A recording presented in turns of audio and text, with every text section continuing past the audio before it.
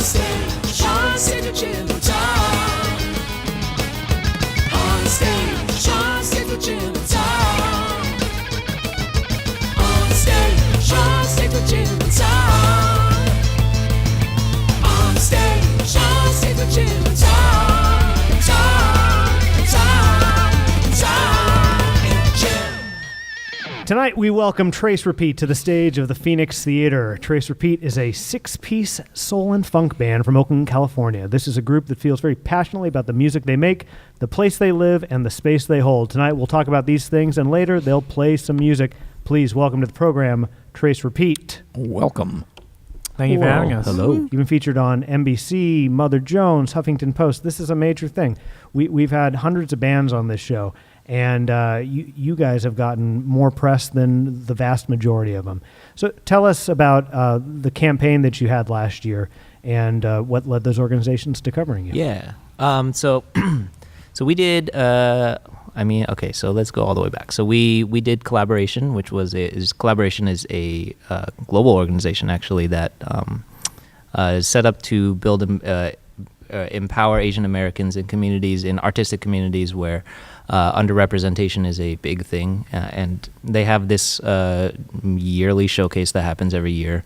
And we ended up winning that showcase here in San Francisco, and it sort of became a thing that we kind of continued to go down after that first happened, and then we ended up doing an Indiegogo campaign based on like that same sort of theme and talking a little bit more about Asian American empowerment and creating more visibility in film and media for Asian Americans, and sort of talking a little bit more about like why there's so few Asian Americans in these kinds of spheres where like people are playing music and doing the things that we do, where when I was growing up I didn't really have the opportunity to see those things in film and media, and sort of like building a band that like has the authority to kind of change that stereotype, at least in some small way. And I think after we kind of did that campaign, it sort of snowballed into this whole other thing where everyone wanted to ask us about it after we did this one campaign, and kind of became the thing that it is today. As Zach said, we're here to show that Asians can be funky and sexy and not be apologetic about it. Yeah, I think that's certainly something that's lacking in the community as a whole, simply because there's not really a lot of instances where we get portrayed in a light that actually empowers us in that degree. That's not to say that Asians don't get represented very often, but when we do have the opportunity to showcase what we're about, it's usually not the token attractive guy. So qualities like confidence and assertiveness are not things that typically Asians are portrayed about, and that's what we want to do with our music and also with what we do in this band. So it's more than just the style of the music, but the way we carry ourselves as well. We believe in that thoroughly, and that's actually been a particular driving factor in this band since the beginning. The release of Crazy Rich Asians was a significant moment for the community. Yes. We tend not to go deep into pop culture on here, but what I've really liked about the coverage of that movie is people have shared their experiences about why representation matters so much. Yeah. And that's sort of a goal, I think, of some of you guys in this band, right? Yeah. Doing it and then showing other people it can be done. Does that resonate at all with you? Definitely. I mean, like, so Krisha and I, actually all of us saw Crazy Rich Asians together, or Krisha, Zach, and I saw Crazy Rich Asians together a couple of weeks ago, and it was just like for me, like it wasn't just about like whether or not it was even a good movie. At a certain point, it wasn't even about the movie itself. It was about who was in the movie, or who were the people in the theater, and like being there and being present and witnessing like an Asian American community showing up for itself for the like kind of the first time I've ever really seen that was really important to me, because that's not really something that Asian Americans do really well, is like support each other in a craft and like kind of like show up for each other, and that's, you know, that was really, really great for me. You've been covered by Huffington Post, and there was this other Huffington Post writer named Kimberly Yam that did a tweet thread, and I know this is going down a rabbit hole here. I'm not going to read it all, but I loved it because she's an Asian American, and she just talked about how when she was 8, there was Chinese food. She got made fun of. She was ashamed. When she was 9, they made fun of her appearance When Yeah, she was yeah. 16, there was a Halloween situation where people were being Asian tourists. It made her feel ashamed. And then when she got to college, she met other people. She started to feel less ashamed. And this movie was like a full circle thing for her, where instead of shedding her heritage, she felt like embracing it, and she was proud of it. And it's been, for this writer, it was a lifelong struggle. Yeah. That's interesting that you mentioned that. When did this person start tweeting these tweets? I just want to know the relative date. Shortly after the movie came out, it was the release weekend. Yeah, I know you don't like to dwell too much on pop culture, but I'd like to touch on that a little bit because consequently, in the same week, Kelly Marie Tran, who played a defining role in the new Star Wars movie, actually encountered a significant amount of backlash for her role, and that was just last year. And she wrote a whole Medium piece about how this person feels like they're very, very empowered because they're in a group or they're part of a production that showcases Asians in such a great light. But Kelly Marie Tran was a different story because she was the only one in a movie like that. And like I said, kind of prior, I've already alluded to this, she wasn't really the token Asian girl. I mean, like with Crazy Rich Asians, it was so glamorized, almost like Casino, very, a lifestyle of excess and, luxury. And not really relatable, but definitely something that I think most Americans or most people would strive towards. Whereas Kelly Marie Tran had a completely different experience, and I think that's also worth mentioning, in that Crazy Rich Asians was great, and Star Wars was great too, but it wasn't great for every Asian actor that was in a movie recently. But it's a start, though. Yeah, it definitely is. I mean, it's worth remarking, but it's just there's still some Asian actors that are struggling with it and getting harassed because of the parts that they're playing. The experience for me has always been like when I was growing up, all of the musical idols that I grew up with were like mostly black idols because those were the people that I saw on TV. There were really no Asian American idols to kind of follow. So like people that I grew up watching were like Marvin Gaye and like Stevie Wonder and like Michael Jackson and all these like a little really, bit Otis Redding. Yeah, Otis Redding and all these really important like black icons that like kind of became the foundation of what the Motown sound is. And those are things that I grew up watching and kind of became the formidable things that like influence what the songwriting of this band is now. And what's really powerful for me for the Crazy Rich Asians experience is that like we're actually at a point now where it's not like we don't have to rely on other cultures forming that experience for young adults who are growing up and looking for like influences and people to look at. Now there's actually this opportunity where our culture is actually represented on film and media, and you can actually just look at other Asian people doing it, and you don't have to like reference what like building your experience from somebody else's culture, which is really incredible for me. A Mother Jones article commenter named Dingo Bat said the lead singer is hot, so that's a vote of confidence. There you go. There's some really good comments on there. There's some really great comments Where's on the that. one of Dan? What was that one?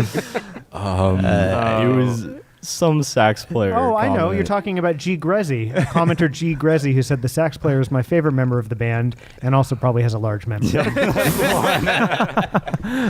Who wrote that?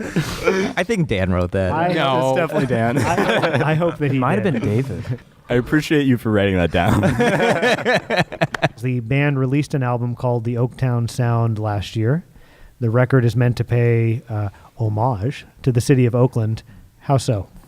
I think a lot of it has to do with just like we've spent a lot of time like rallying the Oakland community and being a part of like the music scene that makes up what Oakland is, and like everything that we did to build that record was kind of intended to like represent everything about Oakland that we wanted to talk about. And like actually when we originally drafted the first Indiegogo campaign, it was part of the thing that we intended to talk about, and then it ended up just kind of getting cut out after like drafting the thing and realizing that like if we talked about both things then it would become way too long, you know. And I think what we like really set out to do when we talk about like representing the city of Oakland is like really talking about like, okay, so we like have set up like 3 or 4 different residencies in the city of Oakland and like are working really hard to like represent music and arts, the music and arts communities in the city of Oakland, because like there's a lack of it in the city of Oakland, and like a lot of times what you will see is like a lot of gentrification and like buildings that are going up that are like shutting down a lot of the music venues that are really important to the arts culture of the city of Oakland, and like what we want to do with our record is kind of like shed light on that and like, hey, remember that the city of Oakland is kind of about like arts and communities and like building the arts communities out and like representing those communities in like safe artistic spaces. Anybody else have anything to add on that? Yeah, I think it's also it's interesting that you asked this question because it hasn't crossed my mind in quite some time. But now that we've had this discussion a little bit, I think it was also named the Oaktown Sound simply because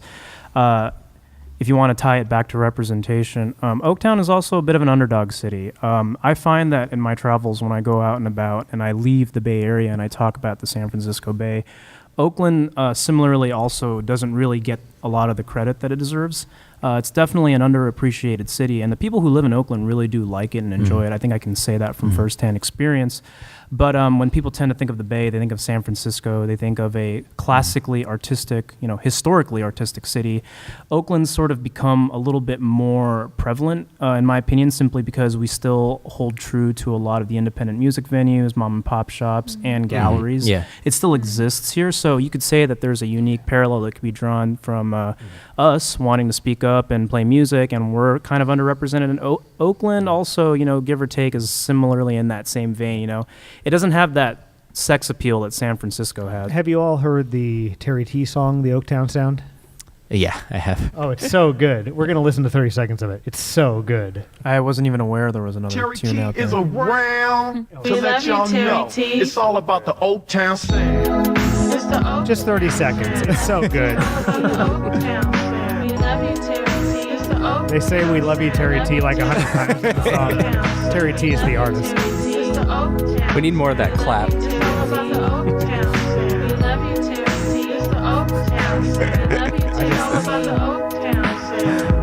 I just really like that song. The only reason I know about all these things is because because when I went out and copyright the Oaktown Sound, I looked up what are all the existing Oaktown Sound copyrights, and that was one of them.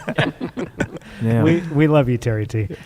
Do you want to set a new narrative here tonight about what people can ask you about? Something you like talking about that people want to ask you about? It's funny. We talk about all this representation stuff, and I think outwardly people seem to know that about us. Yet when we are all collectively together, we don't talk about that so much. And I don't think that that's to the message that the band puts forward to discredit that. When we collectively gather as a band, it's more like Star Wars puns. These two guys right here that take the cake. Yeah. Specifically episode 1. This is what we're trying to get future interviewers to ask about, new things. Hey, I hear you do some really good Star Wars accents. I think it's just the little ones, Jesus Christ.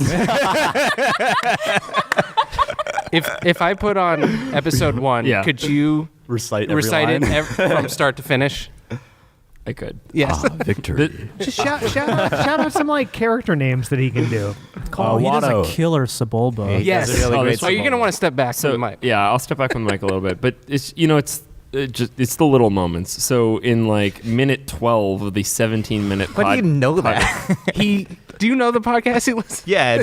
So I listened to another great Star Wars Hello podcast listeners. There's a great other podcast. Thank you for that. Another great podcast called Star Wars Minute, and they break down every minute of Star Wars one episode at a time. So they take a minute and they talk about it for This explains so much I've learned about David. Yeah. So they talk about it for 45 minutes or maybe even an hour. And so every episode of Star Wars they talk about for months and months on end as a daily podcast. And so I know that they spent over 2 weeks talking about the pod race sequence. And this is not I don't like this movie very much. You're so lying. I don't know why. Hold on. I like Revenge of the Sith as much as the next guy, but not anyway. So in minute 12 of the pod race sequence, there's this one guy who jumps up out of the stands when Sebulba takes the lead. This is near the end of the pod race sequence. It's just great. It's way mixed back, but he just goes, it's wonderful. Yay. What I love about what's happening right now is the episode will not be fully focused on representation. We're eating up like 20 minutes on Star Wars impersonations. Do we have a second favorite voice that he does? Watto. The Watto. One of my favorite moments in this band was I think the second gig that I ever played. We were sitting in, and afterwards we were trying to get paid by the bar. And I'm not sure if it was David or Zach, but somebody just busts out perfectly. Yeah. I'm a totalitarian. Trick tickets don't work on me. Oh, no. And that's a Star Wars reference? It is. Yeah. Very obscure. I don't know what minute of the movie it is. No, it's not that obscure, man. It's not obscure. I don't know anybody else who's referenced it. Do you know what minute of the movie it is? I don't, but I do know that Watto is an interesting character because apparently... Speaking of representation, like apparently every culture found Watto to be offensive, but didn't know how. Like when I saw Watto, I was like, that is like... I'm Jewish, so I was like, that is a really offensive anti-Semitic caricature. But apparently they showed Watto in like Armenia, and there were people who were like, that is a really offensive Croatian stereotype. And they showed it in Greece, and they're like, that is a really offensive Turkish stereotype. And so everyone sees Watto and thinks that he's stereotyping, some culture, but no one's sure exactly who. I think the conclusion we came to was he was Jewish. I'm really I don't not know sure. that we know that. I think he's an alien race. I think he's blue and hovers 3 feet above the ground. Guys. Come on. We're also really big Figrin Dan fans. And who is that? That is the Katina band in episode 4. You guys know about this? Do you know the So that band canonically in Star Wars, they perform jizz music, Jizz, and like Lucas actually wrote that. Yeah.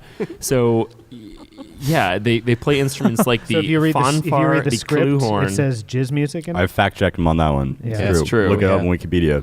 The jizz, there's like, what is it? The jizz box, the clue horn, the fanfare. The fanfare, yeah. The fanfare, and the band is Figrin Dan and the modal nodes. Yeah, with that apostrophe in there. Yeah. Jizz was a genre of music. Jizz wailers were musicians who specialized in the genre. Max Rebo and his band were popular jizz wailers. Exactly. Did you know that there's a word called hey blibber in the Star Wars universe? Yeah, it's a Jar Jar line. He says he somethinged up the hey blibber, which is why he got banished from Otogunga. I mean, let me Google that. This is great because in the early communications we had about this episode, you're like, we can talk about representation a bit. Now prequel fans need more representation. That's right. They need decidedly less. Episode 1 needs more representation, Noah. It certainly does. So we've seen elements of the soul of this band through Star Wars, through the representation talk. Is there anything else that this band would like to put on record here before we wrap the episode? Vulpeck is probably the other topic that will make people lose their minds. Yes. What is that? Let's talk about that. The band Vulpeck? Okay, so Vulpeck is a good example of a band where the music is there, but the most interesting part about it isn't the music. Tell me more. Okay, so how do they define themselves? Like a half Jewish German American rhythm section, and then just like bring a bunch of other musicians around them to play their music. And the core of the band is just 4 people, and then they bring all sorts of cool vocalists on their track. They have all sorts of cool featured instrumentalists on their track, and they're also really funny. So when we saw Vulpeck, this has nothing to do with music. They stopped halfway through, and Jack Stratton, who's like the mastermind behind Vulpeck, did like a TED-style talk on, it was probably one of his bean eating talks. No, it was about financial security. You're right. He did a TED-style talk with like a, head, clip mic, or maybe it was like a lav mic or something. Just like walked around the stage at the Fillmore, just doing like financial security in 5 steps or something. Yes. And a 5-step plan to financial security. I'm glad you in the remember middle of a this better show than I at do. the Fillmore. Yeah, so in front of 1,000 people. That's the kind of thing. Like the music is there, sure, but there's also the let's have fun on stage. Let's be entertaining as people, because that's as important as the music that's underlying it all. They're also shred. He's actually been on like financial shows, right? He also like culture jammed himself onto CNBC. I think it was CNBC. That's what it was. Right? Yeah, it was. To talk about, so this is a guy who released a record called Sleepify. Yes. On Spotify, which was an entirely blank record that was released on Spotify, and they made about $20,000 in royalties. They told their fans to stream it while they slept. Made about $20,000 in royalties before Spotify determined that this violated their terms of service because it pulled it, and then used the $20,000 to fund a tour, which was, I think, admission free. Yeah. And they determined where they were going to go based on where people had streamed the album the most. And so Jack Stratton later popped up, I think, on CNBC to talk about the Spotify IPO when that happened a couple of years ago. That's right. Yeah. And like, it's absolute garbledy-gook. It's amazing. I felt like I was having a stroke while I was watching it. His tie is absurdly crooked. Yeah. Don't you love Jack a person Stratton. who can like hack reality in that way? Yeah. Yeah. It's culture jamming. Culture jam. I wish I guess could that's do the that. word you would use. Well, maybe you can. I'm taking this seriously. Yeah. If I weren't, I mean, I think you've culture jammed this episode in a pretty fundamental way. Yeah. We started the beginning saying we don't talk a lot about pop culture on the show. Usually because it's just not good. It's been very good tonight. Yeah. Well, Star Wars is timeless, right? So Yeah. it's pop culture today, and it's pop culture 20 years from now. Well, thank you so much for joining us tonight, Trace. Repeat this. Any more Star Wars things to talk about? Anything else that we didn't say that you want to get on? Mon Mothma. You're just a what? Go. We're just a simple band trying to make our way in the galaxy. Haven't heard that name in a long time. The worst part is that comes from Attack of the Clones. Damn right. God.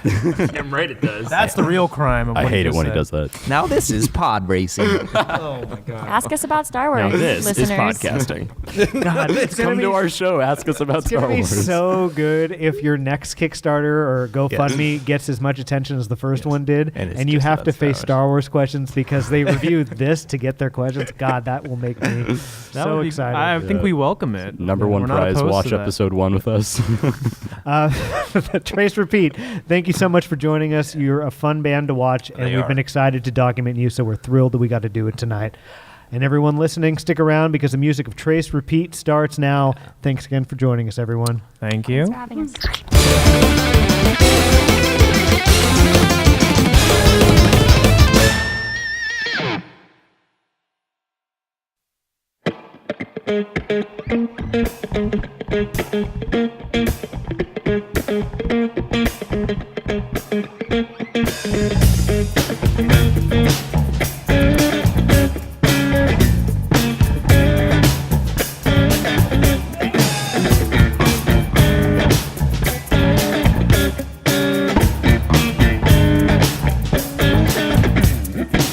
Gotta get this Saturday night now, Saturday night. Give me some of that sexy can I gotta make it good.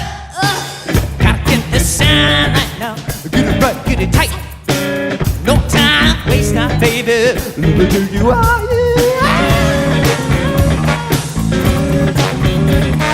Let me give you some of that funky thing, gonna make it you scream. You got the room staring, looking back, staring at you.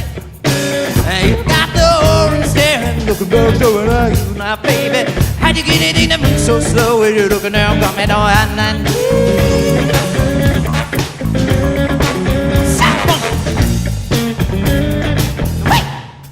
Wait, give me a little bit up now, baby. Ain't gotta do it myself now, baby. Just give me a little bit up now, baby. Ain't gotta do it myself.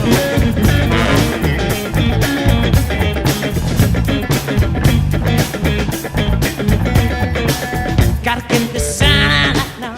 Things in mind. I'll be right behind that dummy, baby. Take your time now. Wait. Gotta get this sign right now. Get it right. Get it. A little bit louder, fellas. So everybody standing outside. Now I see you moving it a little closer, baby. With the holding out, but don't fool me. Now, girl, you came in and move like everybody else be doing now. You got the orange staring, looking at a booty like, whoa! How'd you get anything that moves so slow? Break it down to the chorus now, fellas, give me a little bit of help now. Ain't gotta do it myself. Give me a little bit of help now, baby. Let me do it myself. Give me a little bit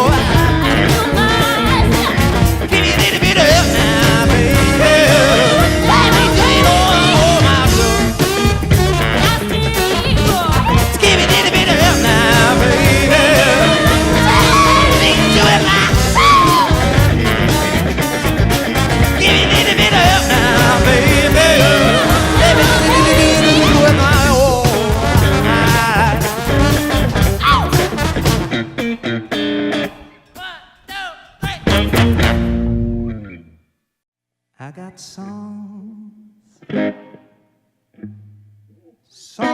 to remind me what lies behind me and what lies ahead. Then I got songs to remind me why we don't ever try love again. No, we don't. No, we don't ever try. I've got so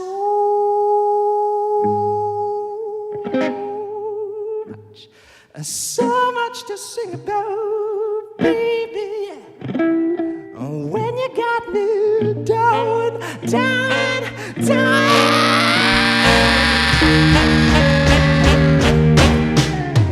I've got soul and I got sorrow, but I ain't got nothing, not a damn thing to sing about, baby. When I got you, baby. When I got you, when I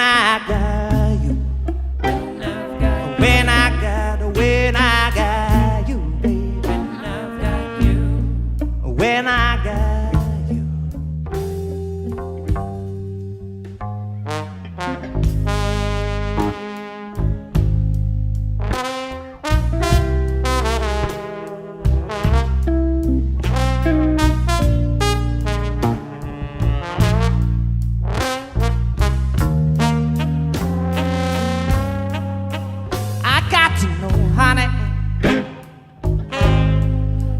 Drive me so crazy, the way you got my hand shaking. When you found me shut down, cocked up, singing about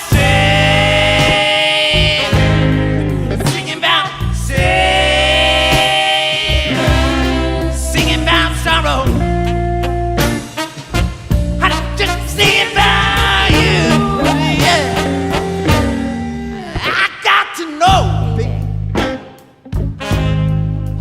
You drive me so crazy, the way you got my heart when you found shut down, cast out, strung out, singing about singing about but I ain't got nothing, not a damn thing to sing about. When I got you, baby. When I got you, when I got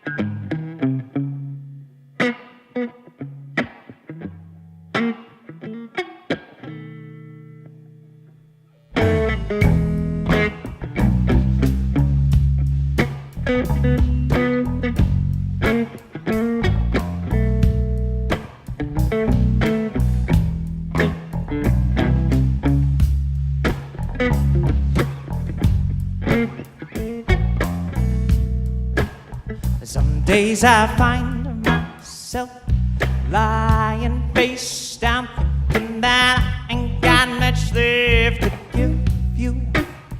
Other days I swear that the ending's a lie, like the beginning. I'll call you sometime, she says. See, all this sweet talking ain't solving no problems. I got this that I can't keep on doing easy by this. See, you and me, we're sticking out. I can't keep on falling for it. It's time with these wrong you. I'm falling over you. Now, baby, falling for it. It's time with these wrong you. I'm falling over you.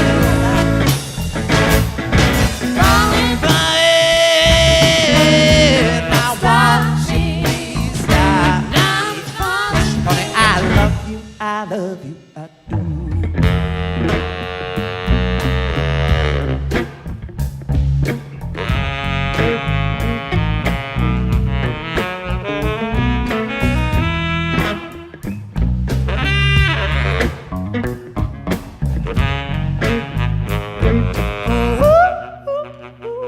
Somebody once told me you don't wanna die lonely. You better get it done while you got some left to give. Now I think someone else who saw it coming. The fall ain't the problem. It's the getting up there hurts like a bit. So let's take it from the outside. Start it over. Over. I can't keep on doing sleep, darling. See, you and me, we're sticking around. Falling for it. Stop these walls. I'm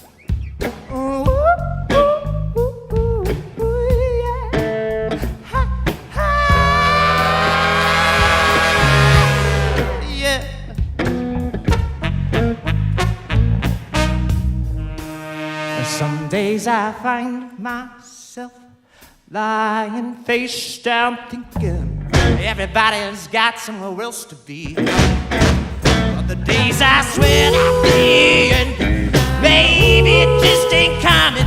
See, you and me, we're sticking around.